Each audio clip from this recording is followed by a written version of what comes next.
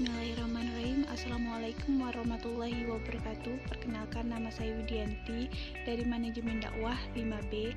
Jadi di sini saya akan menjelaskan tentang dampak COVID-19 dalam sosial ekonomi di Indonesia.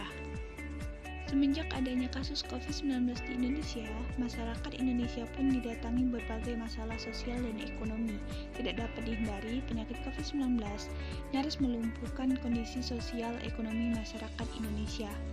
Akibat kasus COVID-19, pemerintah Indonesia mulai menerapkan berbagai kebijakan seperti mengeluarkan panggilan evakuasi sosial, mengeluarkan himbauan bekerja di rumah bagi karyawan, memberlakukan pembatasan geografis, dan mendirikan rumah sakit khusus untuk menangani COVID-19.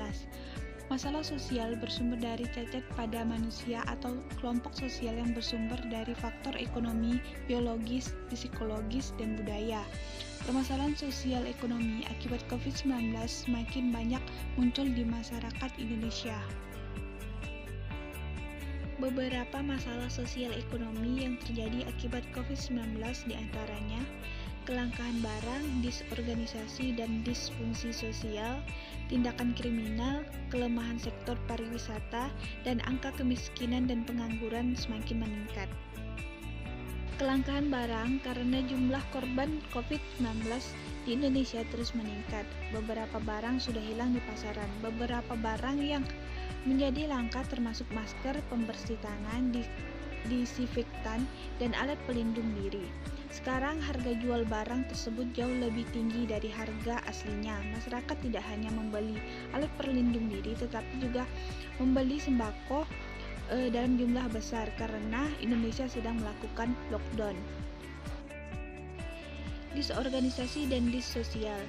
Kasus COVID-19 tidak hanya menimbulkan kekacauan sosial, tetapi juga menyebabkan disfungsi sosial. Disfungsi sosial terjadi ketika orang tidak dapat menjalankan fungsi sosial berdasarkan status sosial karena takut akan COVID-19.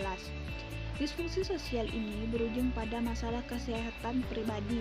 Dari perspektif sosiologi kesehatan, selama kondisi fisik, mental, dan spiritual dan sosial seorang memungkinkan individu tersebut untuk menjalankan fungsi sosialnya, maka ia dapat dianggap sehat. Namun, jika keadaan ini terusik, orang tersebut dinyatakan sakit. Dalam kasus COVID-19, penyakit yang dimaksud adalah penyakit sosial. Tindakan kriminal.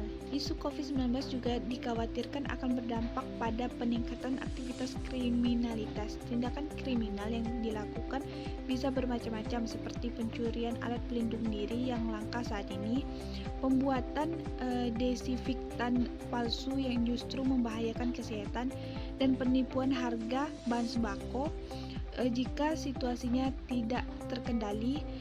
Kejahatan lainnya yang lebih besar dapat terjadi. Melemahnya sektor pariwisata. Pariwisata merupakan salah satu industri yang memberikan kontribusi besar bagi pendapatan daerah dan peningkatan lapangan kerja bagi masyarakat.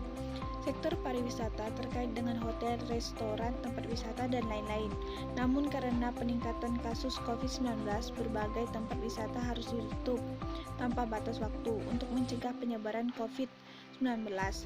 Dengan ditutupnya berbagai tempat wisata, otomatis akan mempengaruhi pendapatan daerah, khususnya pendapatan masyarakat.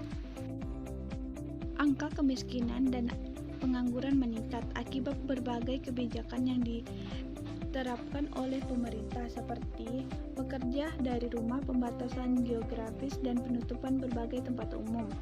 Banyak perusahaan atau kantor yang menutup karyawannya. Beberapa pengusaha UMKM bahkan meramal dampak penutupan usaha dalam kurun waktu yang tidak pasti, bahkan membuat pegawai PHK. Hal ini tentunya akan menyebabkan peningkatan kemiskinan dan pengangguran di Indonesia. Menghadapi berbagai permasalahan sosial ekonomi tersebut, pemerintah Indonesia berupaya memulihkan kondisi, salah satunya dengan menggairahkan masyarakat dengan memberikan intensif. Pemerintah tidak hanya perlu memperhatikan kesejahteraan masyarakat dari aspek ekonomi, tetapi juga harus memperhatikan dari aspek sosial dan psikologi masyarakat. Sebab Kesejahteraan sosial tidak hanya mencakup pemenuhan kebutuhan ekonomi, tetapi juga kebutuhan sosial dan psikologis berupa ketentraman dan keamanan dalam masyarakat. Hanya itu yang dapat saya sampaikan, kurang dan lebihnya mohon dimaafkan. Wassalamualaikum warahmatullahi wabarakatuh.